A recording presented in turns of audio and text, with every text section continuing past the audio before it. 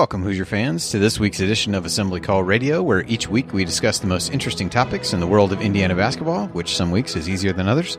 This is our 178th edition of Assembly Call Radio, and is our 633rd episode overall of the Assembly Call, recorded on the evening of Thursday, July 16th, 2020. I'm your host, Andy Bottoms. And let's begin this edition of the Assembly Call how we begin every edition of the Assembly Call, and that is with our Hoosier Proud banner moment. And Indiana is the national champion. When it comes down, Indiana will be champion. Smart takes the shot. The Hoosiers have won the national championship.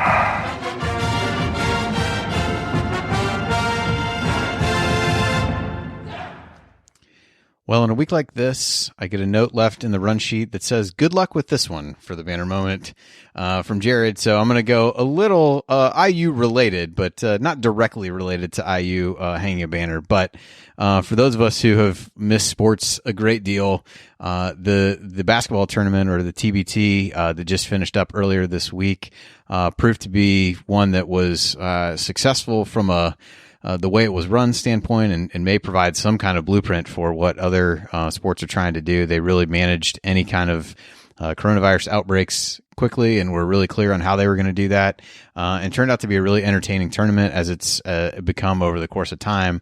And in the final for the Sideline Cancer team, I got to watch Mo Creek and Remy Abel play for that team, and both those guys just played huge roles in that team's trip to the finals. I think they were seeded they were like the 22nd ranked team going in, so they ended up playing an extra game to get where they were.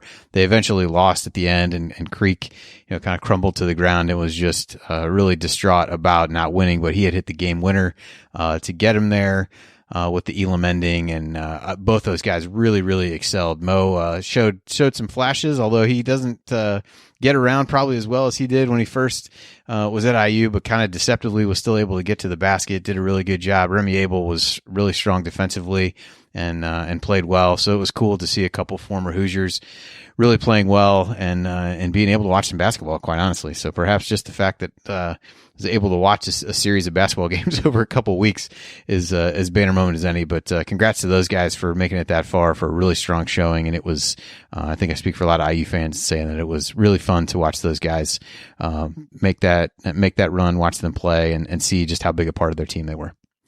So with that, let me introduce my esteemed co-host for this week's show. To my left, he remembers the days when a movie cost $1. Heaven help you if you ever decide to pop your collar.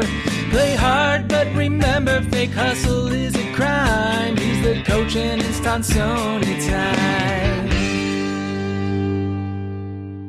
Coach, what's on your mind this week? Well, you're always searching for stuff in the middle of the summer on a normal year, and then you've had some delays in players showing up in the summer. But what's on my mind is that Indiana continues to be able to have some voluntary workouts, haven't had any setbacks. We don't get a lot of information about what's going on, but they're in the weight room with Coach Marshall, getting better, getting acclimated to the school, so that's got to be exciting. I also say that, Indiana University has a lot of athletes, and it means a lot to them, as you mentioned, playing basketball at Indiana, but playing sports in general, as Mo Creek really wanted that win for more than just the $1 million prize. You can tell he was a huge competitor. I had the good fortune to join our friends at Hoosier Headlines and talk to a volleyball player and her desire to do well, but also her interest in mental health. And it reminded me that our basketball athletes, our football athletes, our young men and women that are pursuing careers and knowledge and maybe a sport that'll help them in the future. And that just makes me really want things to go smoothly and see competition and have normalcy in athletics back, because they work hard in the classroom and they work hard on the courts and fields in Bloomington. So hoping that this can continue this summer workout and we get sports as we normally can as soon as possible. I would agree with that. And to my left, Analyzing players, finding every wrinkle. He hasn't ever hosted, never lifted a finger. He's got all the Well, let me quickly add just one thing about this. Dude just interrupted his own jingle.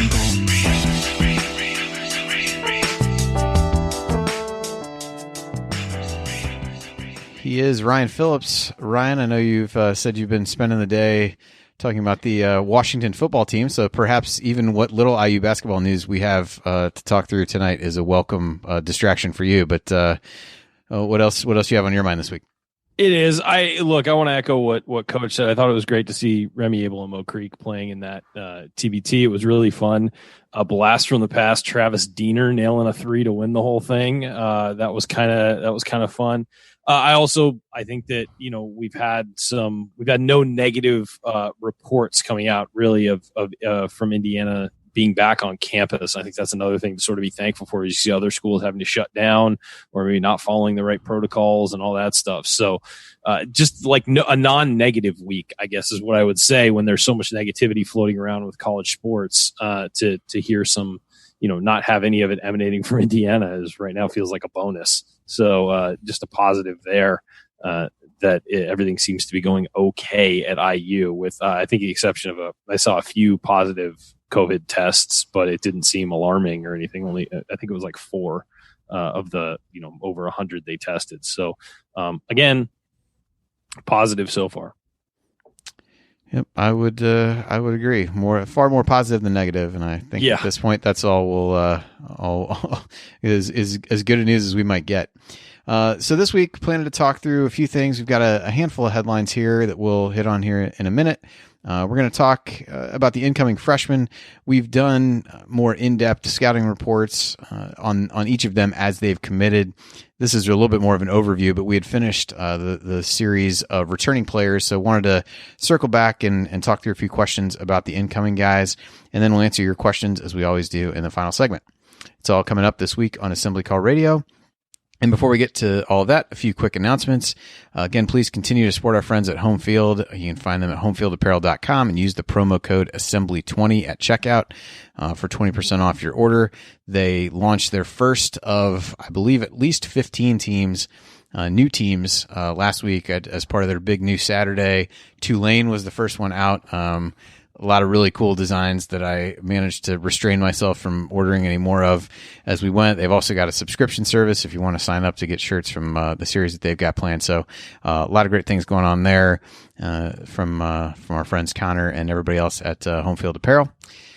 So with that, guys, Hoosier Headlines this week. The first one is a somber note. Steve Bouchie passed away at 59 following complications from a heart attack that he suffered over July 4th weekend.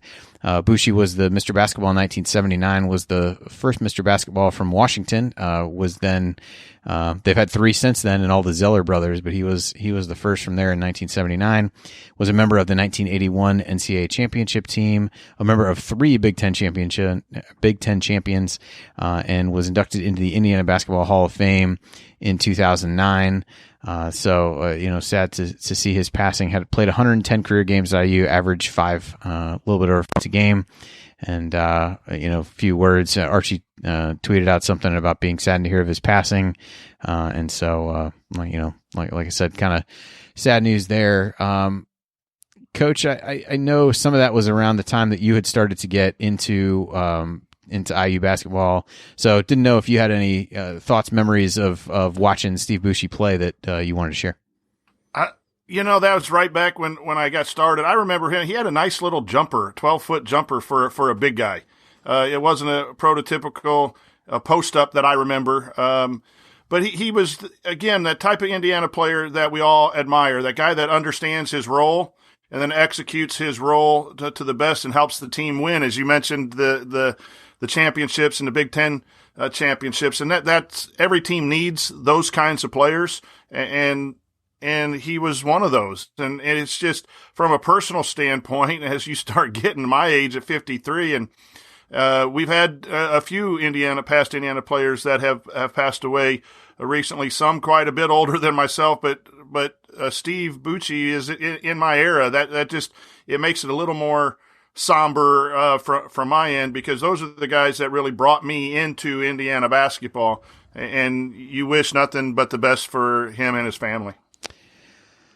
Yeah, and then Ryan, you had touched on one of the other topics that we had to talk through here. So between of the COVID tests administered between June 24th and July 8th, there were 112.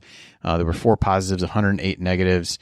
And overall, since the testing began, those were the only 4 positives and 295 negative tests overall. So again, as we said, I think, and I think we've seen that a lot with a number of these colleges that have released numbers. They're all doing it a little bit differently and releasing things on a different cadence. And I think this is the time of year that you're probably a bit better able to manage some of that. The challenge really becomes as other students start to come back on campus in large numbers. Can you really keep that up? Because to a certain extent, you can. It's not completely a bubble. There are certainly people in Bloomington. Some students stay there year round, so it's not like it's a complete ghost town. But we all know from having been there that there's a huge difference, between the summer and when classes start back up. So it's a good sign that they've been able to do this now. I think, Ryan, the real question becomes, how are you able to sustain what you've done? What practices can you put in place to make sure that things don't start to spike in the way we've seen in a lot of other places?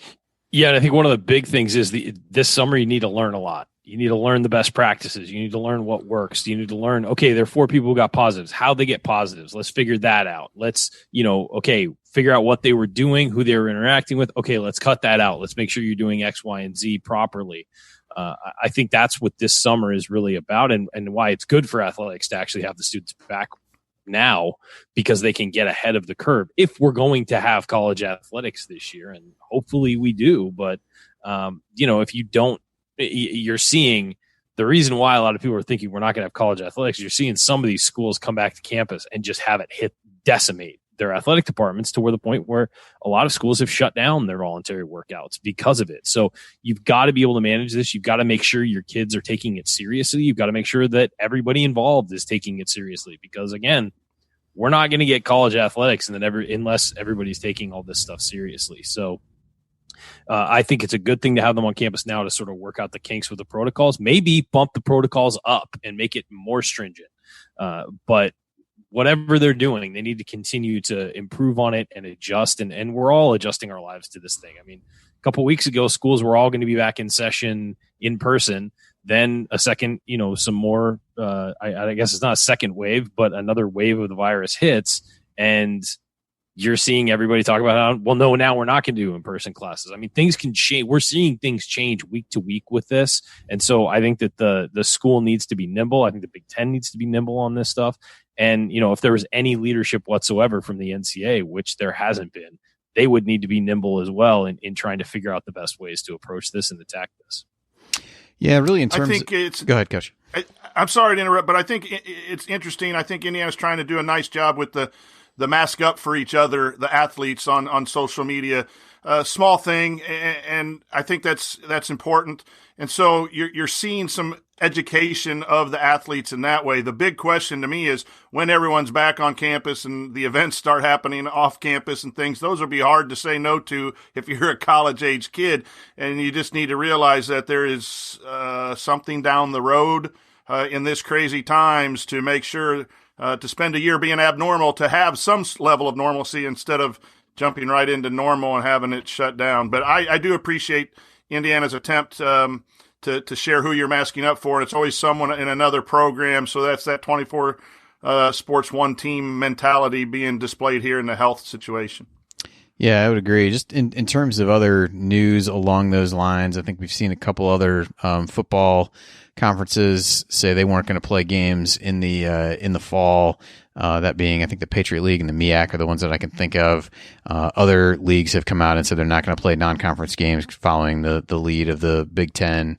And frankly, just to jump in, that's where we're headed. I think everybody's going to go no non-conference. I think so at the very least, that's going to be the decision. Yeah, so I think they have that still going, and then basketball wise, there's a little bit of an ability to wait a bit longer and see what happens. As Ryan, as you said, everything's changing pretty rapidly. Anything else, Ryan, from your perspective that you've seen this week that I'm forgetting about from at least collegiate sports wise that's happened that may make us feel better, worse, or the same? Not really. I think you're seeing a lot of conferences have meetings and not pull the trigger on going no non-conference like the Big Ten and the Pac-12 did. But I think that they all know that's where they're headed. I think the SEC, when the SEC does it, everybody else is going to fall in line. I don't know if the SEC will be the next conference. They may be the last conference to do it. But if the SEC does it, everyone else is going to be, well, if the SEC is not doing it, we're not going to play our conference games. So I really think that that's where we're headed. And the reason why, and we've talked about this, is there's no leadership from the NCAA. So these conferences all have different protocols for what they're doing. And that's not the way this should be. The NCAA needs to lead from the front. Mac Brown today was on Paul Feinbaum's show saying, we need a commissioner of college football because the NCAA is doing nothing. At least if there were one person making decisions for all of us, we could, or at least consulting with conference commissioners, they could come up with a consensus. But right now, the NCAA just feels like it's this nebulous organization above all of the schools, not doing anything, just saying, best practices, do what you can, and not coming up with hardened guidelines. And so each conference has had to do it themselves. And if that's the case, I mean, you can't go to another campus that's outside your conference with different protocols and expect to be safe. So I think that's the real problem here is the NCAA has not stepped up at all. The national leadership has not been there. So I think that's who to blame in all of this. And the conferences are going to do the best they can, but we don't know how good that's going to be. So we'll see. Hopefully, I mean, look, I'm a huge college sports fan. Obviously, I do this as part of my living. And I want college sports to happen in the fall, but I also recognize the reality that, if this isn't handled correctly, it could be a complete disaster that college sports don't recover from for a long time. Yep. Yeah, I thought it was interesting. One of the things, I think it was this week, they're all kind of run together, but I think it was the Iowa State athletic director had, released a statement and, or sent a message to ticket holders and basically kind of went through the economics, even for a Big 12 program, of what this would mean. And I think you're right, Ryan. The ramifications of it are pretty far reaching if you get to a point where you're saying, hey, we can't play at all. But these people are being forced to make difficult decisions in an really unprecedented time that there's no playbook in terms of how to handle. So I think they're trying to push things down the road as long as they can. But eventually you're going to run out of road and have to make a decision. And hopefully things improve before we get to that point. All right. Well, coming up on the assembly call, we are going to talk through the freshmen, complete our offseason player preview series by doing that, talk about strengths, weaknesses, and how many minutes we project each to receive this season. Stick with us.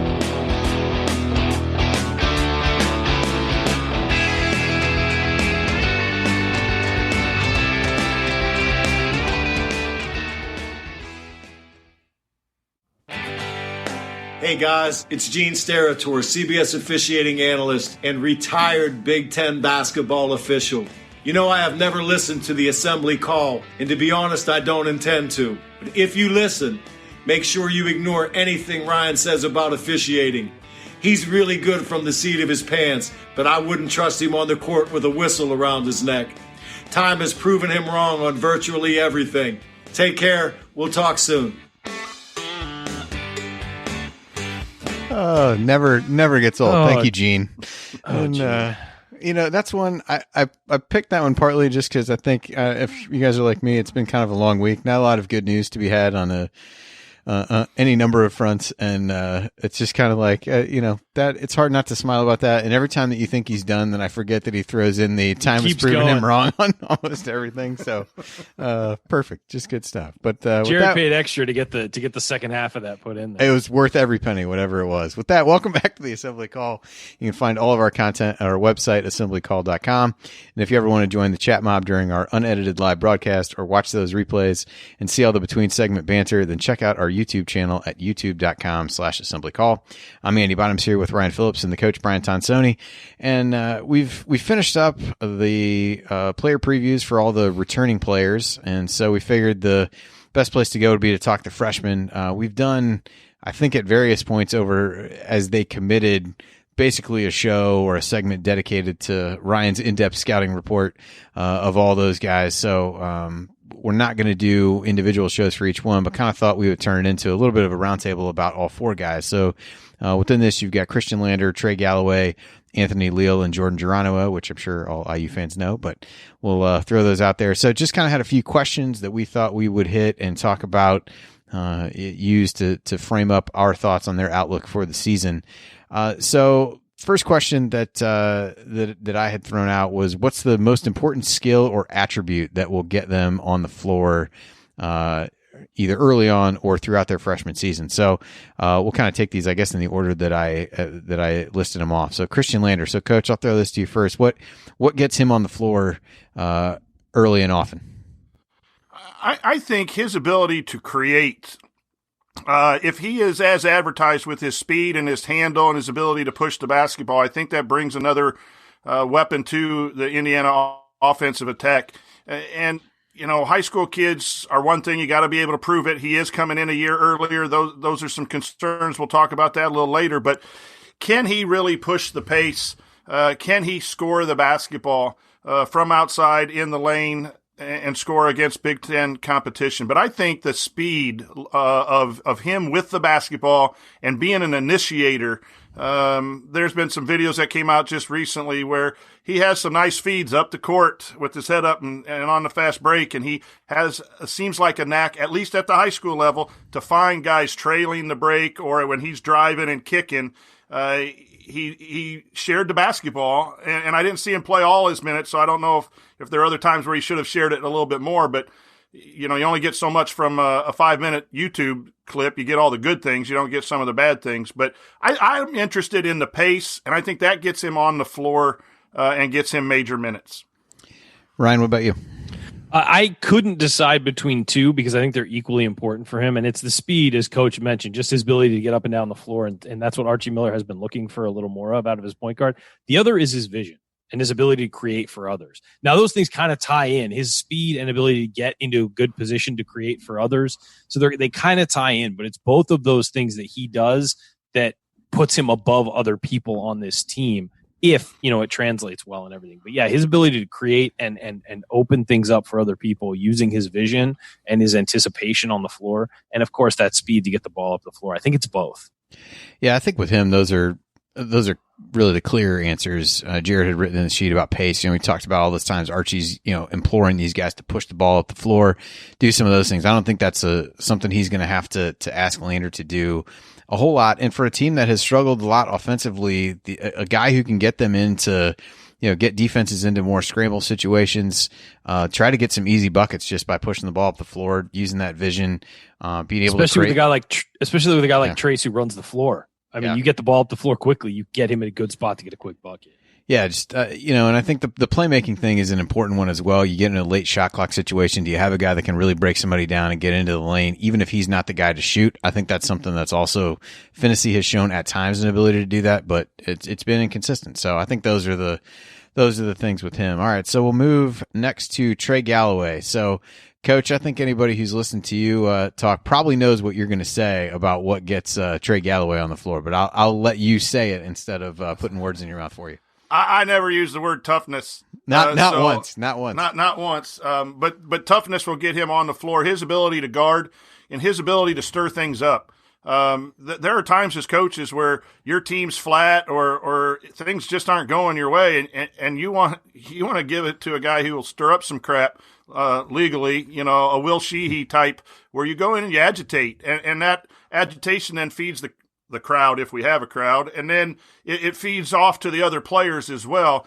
And you can also change momentum with defense and stopping someone that has been giving you trouble or giving the team trouble for 10 minutes. Go in and shut them down for 2 or 3 minutes, get the game back into a place where you can make a charge. And then I think he is also the ability to get out on the run. If they're having success running, that's where he's going to be on his best offensively, as opposed to half-court set offense.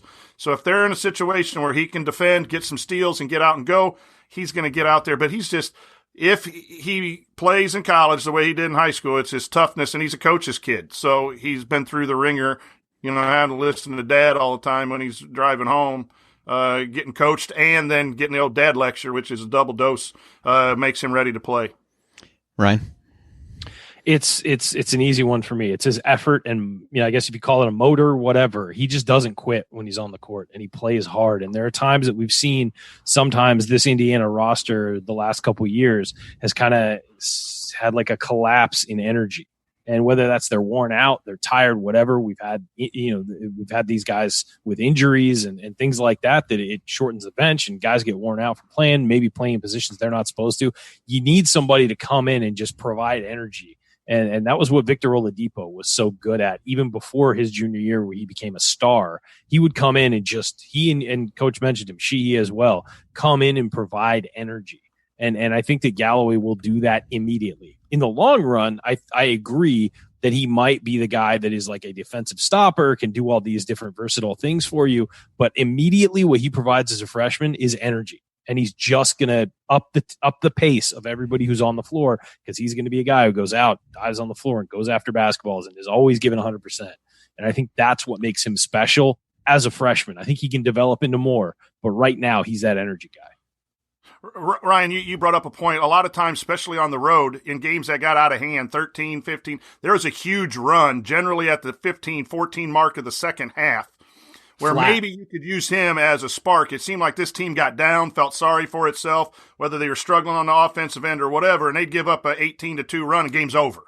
That he's the type of guy that you could put in for that and dive on, for a loose ball, kind of a scholarship McRoberts. Better than probably McRoberts, but we loved McRoberts because he would do all those things and dive and hustle. I remember one at the half court where he dove out of bounds, saved it, Indiana scores, and next thing you know, there's a roll. So you could use people like that to stop negative runs.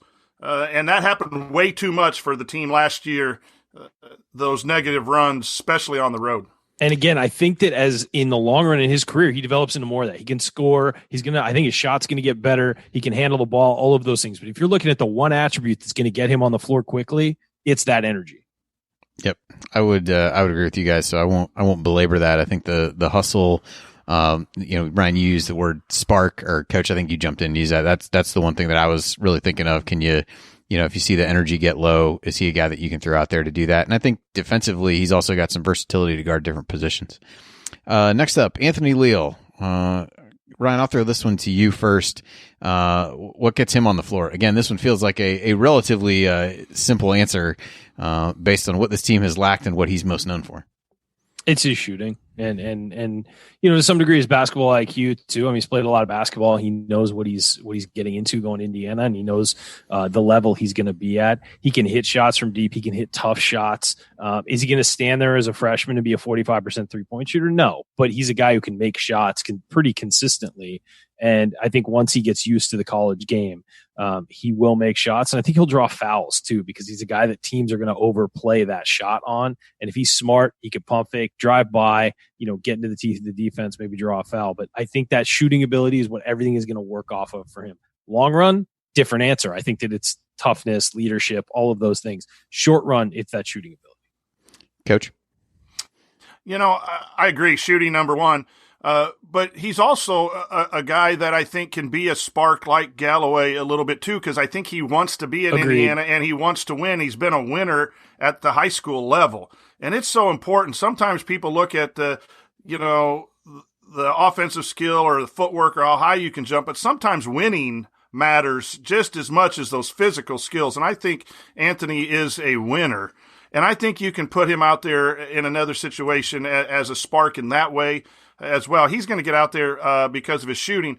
But think about this. These Indiana guys, and we've been clamoring, and whether it's right or not, wanting Indiana recruits and get old, stay old type guys. When were we ever upset with Armand Franklin's effort? He might have turned the ball over, taken a bad shot or whatever. I think Anthony is not necessarily the same type of player, basketball player, but he's going to be the same type of Indiana kid who's going to come in, and when he's out there, he's going to do everything he can do. And that is much needed in this program. And so and then he can make people better in practice too, because I just think he's going to push people for playing time, and other people are going to have to elevate to stay on the court and get some run. Yeah, one more thing to notice for people when you're looking at recruiting rankings. Recruiting rankings do not take into account things like winning and being a part of a winning culture at a winning program, whatever. They evaluate individual skill and rank you. The winner part of it, we've got Indiana's starting to stockpile a lot of those guys. When you have three guys who've played AAU together, as Lander and Leo and Galloway, too, that makes practice. automatically they're coming in and they're pushing if they're on the second team, they're pushing that first team because they've been able to play. The older guys have experience advantage, but those younger players kind of know where the guy likes to pass, where he's going to be, and that's going to elevate. So the combination of those three playing AAU is something that I think we forget about these individual freshmen coming in, that the collectively, and if they can absorb Geronimo in that mentality and really push people in practice, that is a big plus for Indiana. Yeah, so let's talk Geronimo as the lesser known of them, the lesser known commodity to IU fans, to Indiana fans. So, Coach, I'll throw this one to you first. Ian. What do you think is the key skill or attribute that gets Geronimo playing time if he earns that this year? Well, I think if he can be some sort of asset defensively early on in his career with his athleticism, I think he's got the most upside. The level of competition is a concern of mine in high school, to understanding the game and playing at the level that the Big Ten will be. But boy, he has a nice jump shot and he has some moves to dunk the basketball. But I think, you can never get enough guys to come in and give a 2-minute segment to stop someone defensively, whether that's more likely at the 3, but it could be at the 2, maybe even if he's physically enough to play some 4s if needed, because there's only 3 post players. So that would get him on the floor this year, and then the rest of his skill level will get him on the floor his sophomore through senior year. Ryan? I think it's his athleticism and his length. He's a very long player, and he's also, the thing about him that shows up on tape is that he's athletic in the fact that he can jump really high and stuff like that. But he's also great moving side to side. Like he can stop a driver, and that's something that a lot of guys, they're really good at going up and they're really good at going in a straight line. And you have to go to college to get that kind of side to side movement, cutting off driving lanes, all that, and get those instincts. He already has that. Now, is he as polished as some of the other guys who are going to, come into the Big Ten this year? No, of course not. He needs polish. He needs to work, and he's playing against better competition. That said, you watch him and you see a guy who can contribute. He also became a pretty good spot-up three-point shooter this year. He was, knocking down shots towards the end of the year that I think surprised a lot of people. Do I think that he's going to step on the floor in college and do that right away and be able to contribute from the three-point line as much? No. But I think that he's a guy whose athleticism and his ability to affect the game with that athleticism and length is going to get him on the floor. Yeah, I mean, I think if you talk about wanting to get out and push the pace a little bit, he's a guy who fits really well from a athleticism running the floor. I think that fits in well if they're able to do that. And the shooting, if it does translate what we saw during that time that he started to rise up the recruiting rankings, given the general lack of interior players, could he be a stretch 4 in that scenario? I think that might become intriguing if they want to go that route. But I think, yeah, it's and he's talked, I think it was the interview he did with the Hoosier Hysterics about really wanting to be strong defensively. So that is the key to get to Archie's heart. He has the build for it, as we know. So I think he could be an effective defender. Coach, you said in the chat you have a player comp, but then you wrote not really. So I'm not really sure where you want me to go. So I just didn't know how else to put it in the chat. But and I don't think he's this player, but he kind of reminds me of OG a little bit with his athleticism, but yet it needs to develop. He has some smoothness, but yet it needs to be at a level in the Big Ten where OG came in and was feeling his way that first part of that freshman year and got a lot better. He was a ball of potential, yeah. Yeah, ball of potential, and then boom. And I'm not forecasting the NBA right away after 2 years, but I see him as that type of player that once he gets the understanding of the Big Ten level, his athleticism will help him do a lot of things that some players can't do that don't have his athleticism. All right, so a little quicker on the next one. So what is something, again, we'll kind of go through each guy, but we'll do it quicker this time. What's something that could hold them back? So we'll kind of start back at the top with Lander. Ryan, what's something that might hold him back from being able to play as much as maybe people hope that he would? Just as his youth and the lack of like physical build that some of the guys he's going to go up against have. He might put on weight, but he won't be used to it, and it's going to just take some time for adjustment for him because he's so young. Coach, you agree with that or have something else? Yeah, I agree totally. I will add playing undisciplined at a fast speed.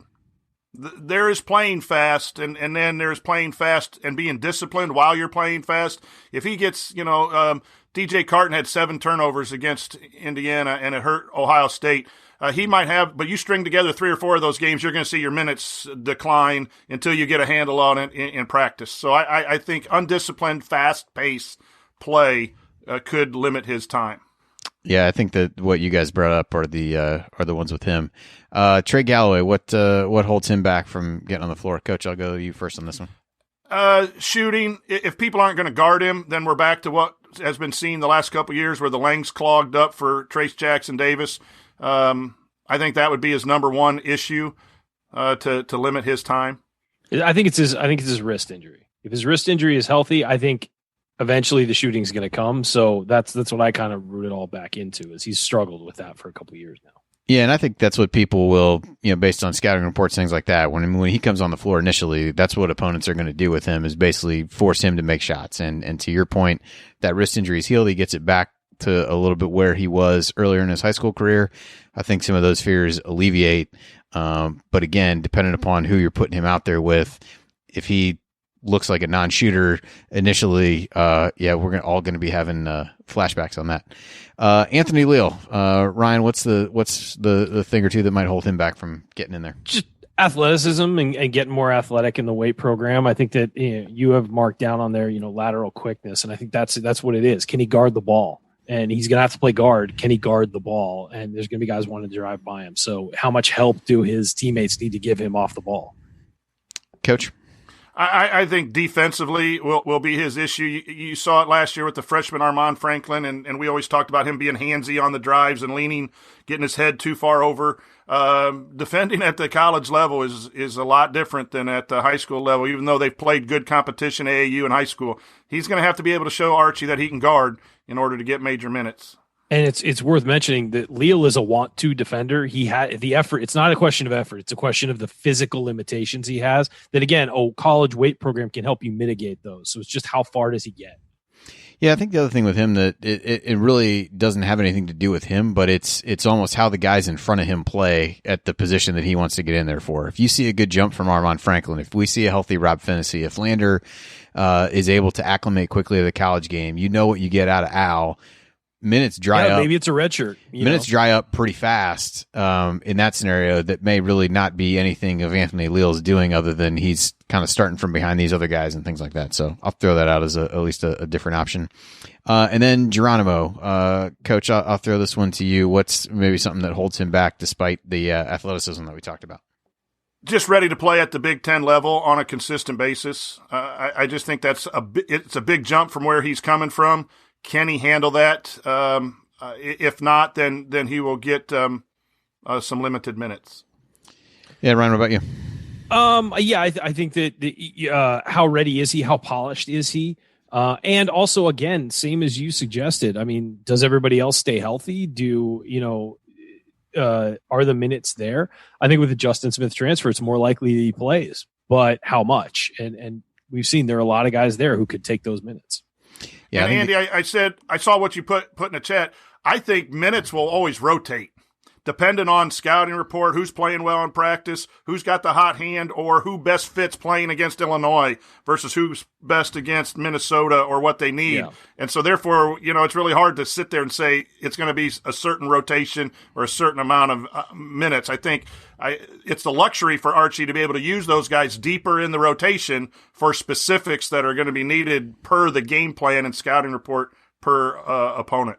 Yeah, I really think with all these guys, with the with a likely exception of Lander, there's going to be a lot of ebbs and flows of minutes that these guys play over the course of time versus what's needed in there. I would echo a lot of what you guys said with Geronimo. I think the competition level may respond well to it, but what he played against in high school is not necessarily going to be a great preparation for him. So we'll see how that goes. The athleticism we think can translate, but the physicality and some of those things, you never really know. So a couple last questions here. We can just rapid fire these. So who has the clearest path to playing time besides Lander? Ryan, I'll go to you first on this one. I would say it's probably Galloway because of the energy. I think that he may not be the best player of the remaining three, But I think that he, just because this team will need an energy boost, I think he's the guy. Yeah, Coach, what about you? And I agree. That would be my number one pick. The next in line is Geronimo, because you can always use athleticism in certain spots. And there's room on the wing. Reasons. Let's be real. Yeah. Justin Smith's gone. There's room on the wing. Yeah, that Geronimo, I probably would say Galloway, although Geronimo for me was close, and I think it's a little bit of the opposite of what I said about Anthony Leal, where there's a bit of a logjam there at the position that he plays. I mean, Geronimo's 6'6", 6'7", I think. If he's able to use his athleticism in a way that allows him to defend other teams that are playing small at the 4 or different things like that, I think he might be able to get there, because it's not a place that IU has a ton of depth. If you look down the roster, if it turns out IU doesn't want to use Jerome Hunter at the 4, we all kind of talked about that. We weren't really sure how he might be able to hold up to that physically. What does that mean about minutes restrictions he might already be on, different things like that? If that doesn't shake out, then seems like there's a road to that for Geronimo. But again, how many minutes a game that means is up in the air. And just to add, none of us mentioned Anthony Leal. If Anthony Leal hits campus, and as the season's rolling around, he's hitting 40% from 3, he'll be the first one off the bench. You know what I mean? Like, this team needs shooting. So it all depends on, if he gets hot, he could be the first guy off the bench, you know? So it really, we don't know. It's all going to depend, but all of these guys can contribute, I think, in some way or another. It's just going to depend on how the minutes fall out. Yeah, and it's also important that if we play, depending on the schedule, throwing these freshmen in against the Big Ten right away and playing 20 Big Ten games only, they may not see as many minutes as you would see them early, getting some feet wet in some games you're going to win by 20, 25, and can get guys some minutes, and then let them evolve into a role where they can play more in the Big Ten. So it might be a little scarce, minute-wise, just because of the schedule if things are delayed. Yeah. At least you don't teach English, right? I don't teach much of anything. I just show up and have a good time with my students. All right. So do either of you think that anybody redshirts? I know there's not there's really 11 scholarship guys at this point. Does anybody take a redshirt outside of an injury situation, or do you think they all get to play a little bit? I think they'll all play. I think the top candidate for redshirt, given what this team needs, might be Leal or Geronimo, just depending. I think Geronimo's going to play. I mean, I think they're all going to play, but if you had to pick a redshirt candidate, maybe Leal, because there's some depth at the guard spots with Lander coming in early. If Lander hadn't come in early, I'd say Leal was definitely going to play, but no, I don't think anybody's going to redshirt. Yeah, Coach, what about you? I think I like the redshirt idea. I think Villanova uses it well. I think programs that use it well get old and stay old and have really good veterans. I like what Race Thompson has done, and he's had a year, so it's worked here at Indiana. But I think it takes a real special young man and family and everyone to understand that they're really on a 5-year program, not a 4-year program, and we don't know what's being talked about. There might be a freshman that is going into it with that idea, but I think all these guys can play and play some. And if you're going to have it might be more of an idea if it is a shortened season back to January. That might push a red shirt more than we would normally think. But given everything as normal right now and Maui going on for Ryan to go, I assume that all 11 will suit up and play. Yeah, I tend to agree. I think if it's anything resembling a normal season, I think they all play. If it gets shorter, I think that's where the possibility for that increases. But time will tell with that. So. All right, well, coming up on the Assembly Call, we'll answer your questions, including one that ties in well with our freshman topic on the evening. Stick with us here on the Assembly Call.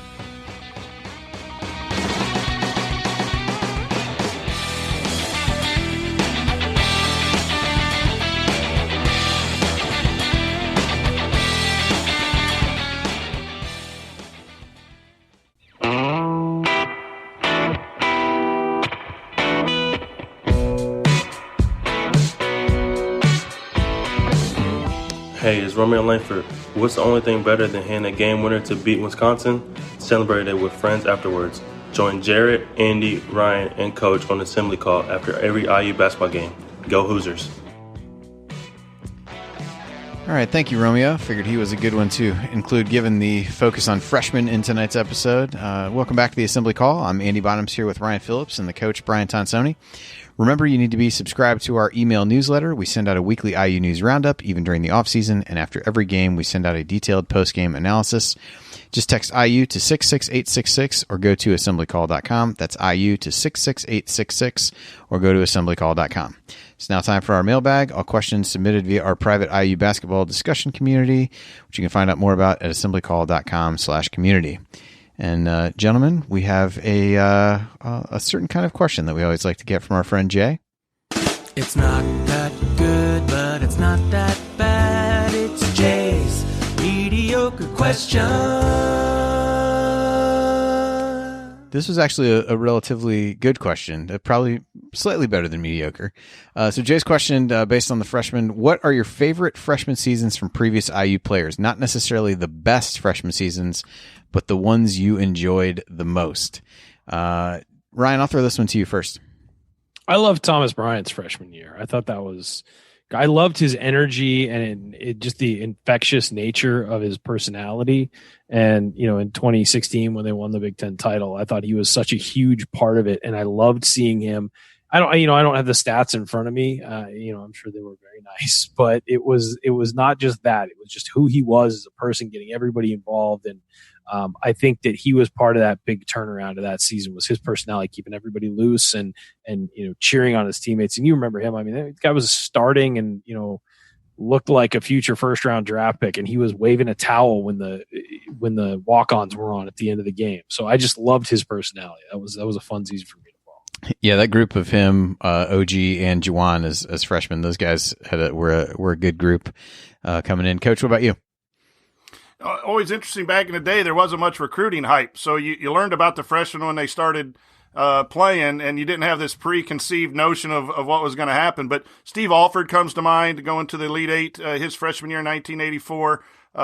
Damon Bailey was very heralded as an eighth grader, and everyone was excited about seeing his freshman year. Again, I don't have the stats in front of me, but Yogi Ferrell stands out to me, that he finished that squad that was ranked number one, had the number one seed. That squad was good the year before he got there. I think he added that in. I like good numbers, but I also like winning, impact on winning. Eric Gordon had a really solid freshman year, and that was an interesting recruiting thing with stealing him legally or illegally, whatever, from Illinois. That was an interesting. Definitely What are you legally. saying, Coach? Definitely legally.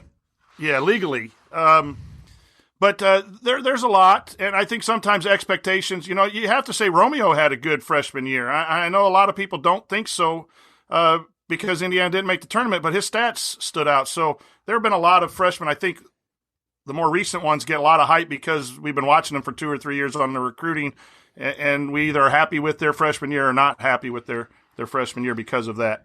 Yeah, those expectations. Yeah, Jared had put in Brian Evans's freshman year, which was a good one. I think he redshirted, right? Am I remembering that correctly? And then he came in. I think it was the Michigan game at Michigan against the Fab Five. He came off the bench and drilled a few threes, played really well. I'm pretty sure that was his freshman season. The other couple that stood out to me, one was AJ Guyton. This one maybe a little bit more personal, but he was an unheralded guy coming in. But it was also my freshman year at IU. He lived down the hall from me at Briscoe with Luke Jimenez, and so it was kind of. One, it was cool initially to know there's a basketball player that was on your same floor, but then for him to really turn into what he was as a freshman was really cool to see. Just was always a humble guy, nice guy to pass in the hallway and talk to. So he was one, and then Jay Edwards was another one that came to mind. Look back at this, shot over 53% from three as a freshman. Now he did have the suspension in the middle of it, so that wasn't great. So his actual number of games wasn't that of some of the other guys, but he, him and Lyndon Jones coming in from Marion, after all they had accomplished in high school was a cool one. So those were the other couple that stood out to me that I remembered. I mean, even Calbert Chaney, quite honestly, we'd be remiss not to mention him. I mean, to come in really from the jump was producing at a high level when he came in. So lots of good freshman season. That was definitely a good question, guys. We got about 20 seconds left. We talked about this a little bit during one of the breaks. So we talked about TBT earlier. Quick thoughts on the Elam ending, Coach. I'll throw it to you. Traditionalists don't like it, but I'm starting to enjoy it a little bit more. Don't think it's ready for the college game. Ryan? I enjoy it. It makes games exciting, but nope. All right. Well, I think it made those games exciting. I don't see it making a transition into the college game anytime soon, but we'll see if that changes. All right, well, that'll do it for tonight's episode of the Assembly Call. If you want to see us do the show live, join us at assemblycall.com on Thursday nights for the live broadcast of our Assembly Call radio recording. And don't forget to go to assemblycall.com or text IU to 66866 to join our free email newsletter. Special thanks to Bob Thompson for producing most of the music you hear on the show. And thank you for listening. I'll talk to you again next Thursday night. Until then, keep your elbows in and your eyes on the rim, and go Hoosiers.